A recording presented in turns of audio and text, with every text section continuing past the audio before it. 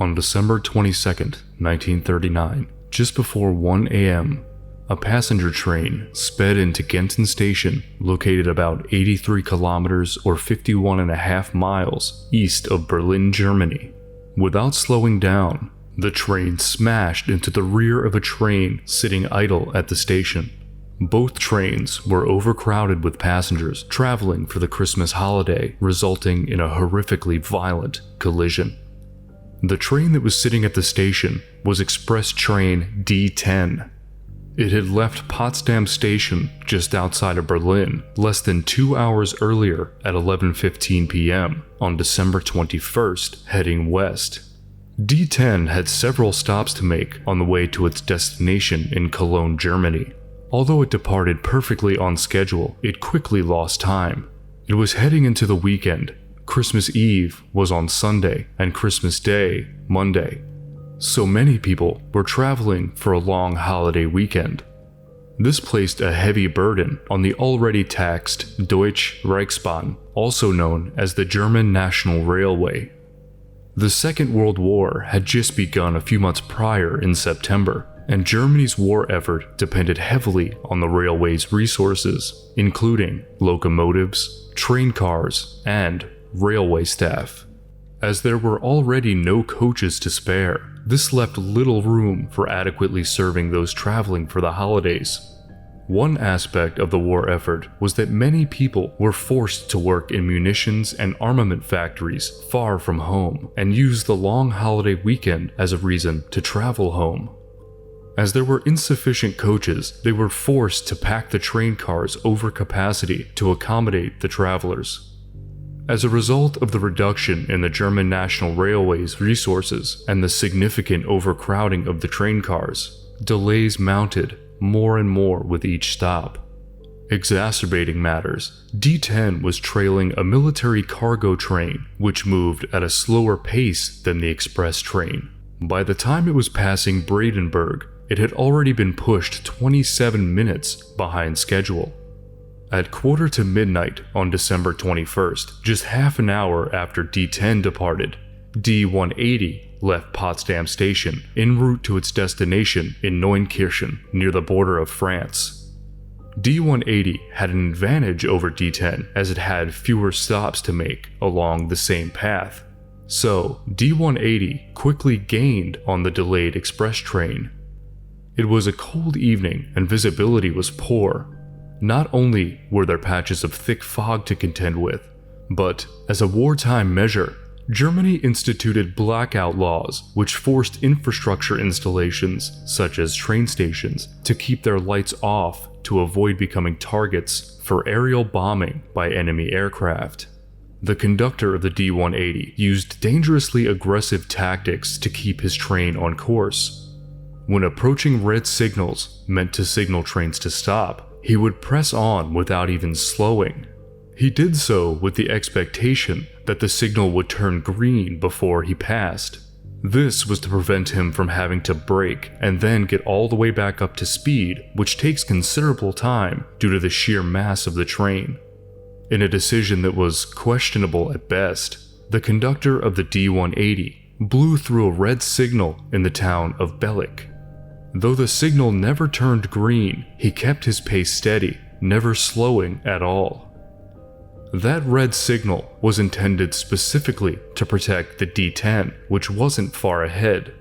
The startled signal guard in Belek called ahead to the Genthin East signal box just a few miles down the track to warn of the train hurtling in their direction. The signal guard in Genthin sprung into action. He took a red lamp from his guard station and ran to the window to signal the train to stop. This occurred just as the D10 was passing that very guard station, and, unaware of the negligent engineer behind them, the firemen aboard D10 mistook the signal as telling them to stop. So, the D10 initiated an emergency stop at Genthin Station at 12:51 a.m. The D180, however, was still speeding down the track, and the two additional signals heading into Genthin perplexingly remained green, unwittingly signaling the D180 to proceed. The green signal was meant only for the D10, and, Likely as a result of the panic, the guards had not switched them to red after it passed. A crossing guard about a kilometer outside of Genthin tried futilely to stop the train by waving red flags next to the tracks. It made no difference. At 12:53 a.m., the D-180 collided with the back end of the stopped D-10 at 100 kilometers per hour, or 62 miles per hour. Residents of the small town were shocked awake by the thunderous crash. The noise from the collision was so loud they feared the local detergent factory had exploded. The cars at the rear of the D-10 were completely destroyed, and those in front of them smashed into each other, transforming them into a heap of twisted, mangled wreckage. The D-180's engine car and the 6 cars behind it became derailed, and the inertia behind the train continued to push it onward with extreme force. It's estimated that as many as 278 people were killed in the wreck, and an additional 453 were injured.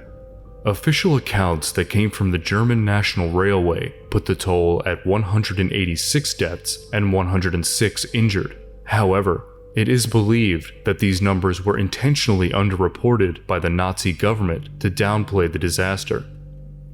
Several factors contributed to the outcome of this disaster. The first is obvious. The reckless driving of the conductor was unforgivable.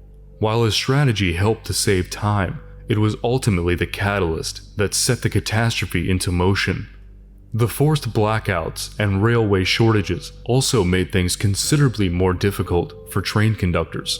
Additionally, due to the shortages, German railway employees were forced to work long hours, in some cases up to 80 hours per week.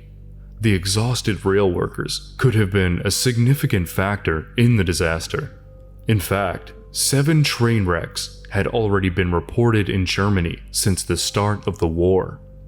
However, more could have been done. Utilizing detonator caps should have been standard procedure at the time. These are devices that can be thrown onto the track and, when run over, create a loud bang, which signals the driver to engage emergency braking procedures. While personnel acted quickly in an attempt to signal the train to stop, they did not use the detonator caps. Furthermore, many trains in Germany at the time, including the D-180, were fitted with a PZB, or indice system. This was a safety feature that was installed on the bottom of some of the train cars, with corresponding resonators installed on the tracks. These systems were designed to detect if a train ran a stop signal and automatically perform an emergency stop of the train in response. In a tragic stroke of misfortune, the PZB system on the D-180 was found to be faulty and uninstalled just the week prior. But due to the shortage of trains, it was put back into service despite being required to have the system in place. It was truly an unfortunate sequence of events that led to pure devastation. The recovery effort took an entire week, partially due to blackout laws, but also due to a shortage in key first responder personnel, such as medical professionals and firefighters, due to them being drafted to aid in the war effort. Also, nighttime temperatures were bitterly cold, dropping well below freezing. Many would-be survivors likely died waiting to be rescued. According to witnesses, some may have even frozen to death, awaiting rescue. Every available hand chipped in to aid in the rescue. Survivors were taken to hospitals, while the deceased were taken to be staged and identified at a local gymnasium. Since IDs were not required at the time, many of the deceased were not able to be identified. Dieter Rohr, a witness who was just 9 years old at the time, recalled the grim aftermath. Back then, there was no identification requirement, and, from some, only severed limbs were found that could not be assigned. They were later buried in a mass grave. A number of individuals working for the local mortician were found looting the bodies of the deceased and were subsequently executed for it. The conductor of the D-180, who survived the accident, later falsely asserted that the signal in Belek he ran had been green when he passed. Investigation after the fact proved this was not true. He was sentenced to 3.5 years in jail.